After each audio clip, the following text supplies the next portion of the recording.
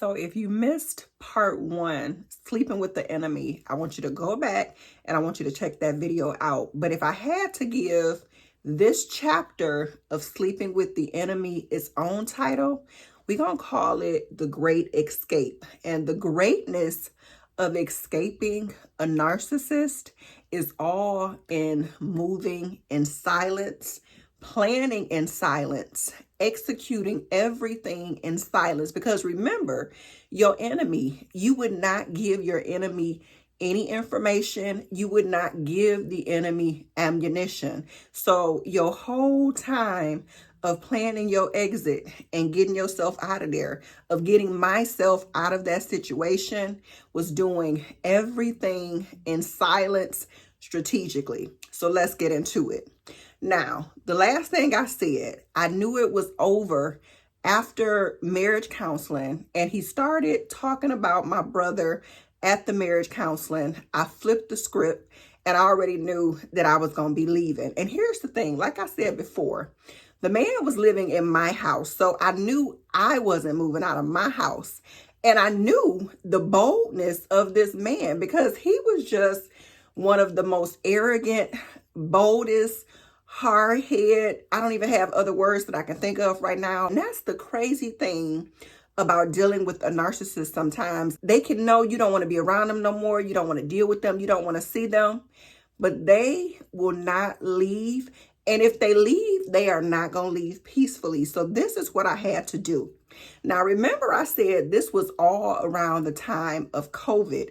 And I've been an entrepreneur now for about 14 years. So during COVID, I was doing two different businesses. I had an events venue, and then I was into real estate, which I still do now. But unfortunately, during the time of COVID, things were up in the air. My lease was ending at my events venue, so I made the decision to go ahead and close the venue. I knew I needed to have my finances somewhat in order, and I got into hustle mode. And it wasn't hard at that time because a lot of people were buying and selling. So I said, I need to get my money right again, because during COVID, when I wasn't working, I'm going to tell y'all, one of the happiest times that he had in that marriage was knowing that some points in time during COVID, he was the only one bringing in income. And he would act so crazy and so selfish sometimes.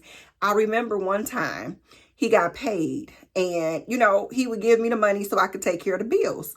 So we had already been having some type of argument. Why he come home, put the money on the table, and when I brought back up the thing that he had done that was the reason for the argument, the man picked the money up and took the money back. And that's the situation that I do not want you to find yourself in, trying to figure out how bills are going to get paid. So let's fast forward. When real estate was back up and booming, I started hustling. I was working my sphere, getting deals closed, stacking my money, paying things off, because you have to be in position, especially when you have children. And I have one daughter, thank God, is not by him. But I knew I had to make sure that we were going to be okay because I knew he had to go. Now, the second thing is this. As I began to realize more and more of who he was and what he was doing and how sneaky he was, and I was starting to expose that, he started to watch me more closely so that he could make sure I wasn't watching him. And then the closer he would watch me knowing what he was doing, he started trying to change the narrative. So he would start, let's say, for example, he's sneaking and cheating and doing stuff, or it's appearing that way, because to hear him tell it, he wasn't never doing anything. When it appeared that way and I would start to expose him to people, now he wanted to make it look like it was me. So he would start trying to watch me, figure out things I was doing. If I had a phone call or anything with anybody, and he wouldn't even know if it was a client or if it was somebody I knew from the past, he didn't know what we were talking about, but he was creating a narrative that I was the cheater and I was the liar. So now he's watching me. And since I'm planning on how to get this man out of my house, I had to make sure anytime I had to do something, I was not in the house when he was in the house, because now I'm going to be letting him hear what I'm saying. And I was stopping all of that. So I started going for walks to get some exercise. At least that's what I was telling him. And of course I did get exercise, but it was mostly to figure out my next move and how I was going to get him out the house, because he already said he wasn't leaving. And in Michigan, this is no fault divorce. So it wasn't if he was going to leave, but it was more a matter of when, because I needed him out sooner than later. I could not take it anymore. I could not tolerate him. I was over it. I was tired. I was exhausted. I needed him out of my space. Now, what I did end up doing, because he had a brother that lived close to us, I reached out to his brother. And mind you, my brother had just passed. So everyone knew that I was still grieving, which I was, but now I was stronger. So when I called his brother, I told the brother, you know, right now, I'm just not in a good space mentally. I'm tired. I'm exhausted. I can't be a wife right now. I just need time to recover, to get my head right again, to get focused, to finish healing. And, you know, your brother, he's putting pressure on me and I just need some space. Now, this is what I'm telling the brother. But in my mind, I know if this brother helps me get him out this house, he's not coming back in this house again. So the brother asked me, well, what do you want to happen? And I said, well, if you can let him come and stay with you for a while, at least until I'm feeling better, then we can work on the marriage again. That's what I said, but I knew that's not what I was going to do. So the brother agreed, and the brother said, okay, I'm going to come over. I'm going to have a talk with both of y'all. And then, you know, I'm going to ask him to come with me. And to make this make more sense, like I mentioned before, and I don't know if I did, but I mentioned in the comments, my ex-husband was Nigerian. So it's not uncommon for family to step into situations. So that's why I reached out to the brother, because the brother was older. So my ex, I don't even want to call him husband, the ex-man, he would somewhat listen to him. So the brother came over one day, and y'all, I put the waterworks on. I just let myself break down. And it wasn't a cry for losing him. It was a cry for let his brother say the right thing so he can get on out this house. And myself, along with the brother, convinced him that this wasn't a breakup. This was just some time for me to heal. And he agreed. He said, okay, you know, she needs some time to heal, blah, blah, blah, whatever. I'm going to go stay with him, and then we're going to still be working this out. He packed up a bag, y'all, and he didn't take all of his stuff, because I guess he assumed we were going to be coming back and working on this again. When he left that day, I went and got a garbage bag, and I got a few. I cleaned all his clothes out the drawer. I threw them in the garbage. I didn't care, because I knew I wouldn't let them back in the house again. And I'm going to say 2 days after that, I reached out to a divorce attorney and I filed for divorce. Now, I'm getting everything in order first. No real conversation with him. No real contact, because I don't want him to have time to really do anything, to think anything through. I just want to hit him with the papers and have them be on out my life. So my divorce attorney, she drafted up everything. And here's the thing.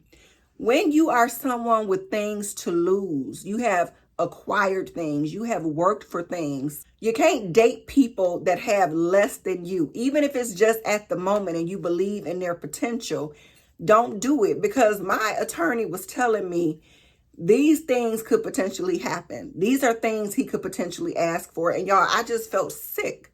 I felt sick knowing that I had made such a dumb decision in choosing that man. And I'm going to say something that sometimes we get pissed off when we hear as women, when people say, well, y'all got to choose better. Two things can be true at the same time.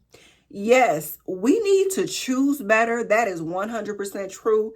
But yes, men need to be better. And a narcissist, that one right there, most of the time you don't get the option to choose better, because they're pretending to be who they are not. So they are tricking you into the situation. Now, the thing that I will take accountability for anytime is that he showed me pieces of himself up front. So I did see things I should not have proceeded.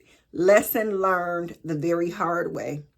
Anyway, served him with the divorce papers. I had thrown his stuff out the house. Everything else in the house was mine. And I knew I wasn't making anything work. His family, tried to reach out a couple of times. I cut contact completely because I already knew I wasn't coming back to what I felt put me in danger. And I knew that the man did not care about me. He cared about him. He cared about the way things looked to other people. He cared about his life and what he wanted. And I was just a pawn in his game. Nothing more, nothing less. And he could go do that with somebody else, which I'm sure he probably is. But anyway, that's not my concern. So he got served with the papers, and this was still during the time of COVID. So it seemed like we waited longer to have the hearing, and it was online. And that was when I saw him again after months. And I don't know if he was thinking this is one of those places where you can tell the judge you don't really want a divorce and they're going to make the woman stay in the marriage. But he got another awakening that day, because when the judge started asking, do we have anything we want to say? And he gave this whole fake spiel. I still love her. I still want to be with her. And I sat there like this, blank face, because it meant absolutely nothing to me. None of it was real. It was all fake. It was just a show. And no, we're not falling for the show no more. When she asked me, did I still want to go through with the divorce? Did I have anything to say? And I said, I absolutely want the divorce. And that day, I don't remember the exact date, but it was one of the best days of my life, because now not only was he out of my home, out of my life, but also I had no connection to him anymore. So if you do not take anything away from this, move in silence, prepare, get your money in order, get things in order as best you can. And if your money is not right at the time you want to leave, I would suggest getting it right, because the worst thing to do, in my opinion, or one of the worst things to do, is if you know you need that financial support at the time and you let it go, and now you're a little bit broken from everything that has happened in life, you might feel some type of way about the divorce, which I felt no way at all but relief. I'm going to be honest with y'all. Not one tear was cried about that divorce there. And I'm going to be honest too, he was not my first marriage, but he might be my last, because I learned a lot from that experience there. And the more I think it through, I just realize you are signing up for so much already when you marry somebody. When you say for better or worse, you got to make sure going in as best you can that you're not picking the narcissist, because you're going to get the kind of worse that you never expected. And it's already a big sacrifice that you're going to be making in the marriage anyway. And when I look now at my freedom, my calm nervous system, my peace of mind, my clean home, my relaxation, it's just me and my daughter. And do I date? Sometimes.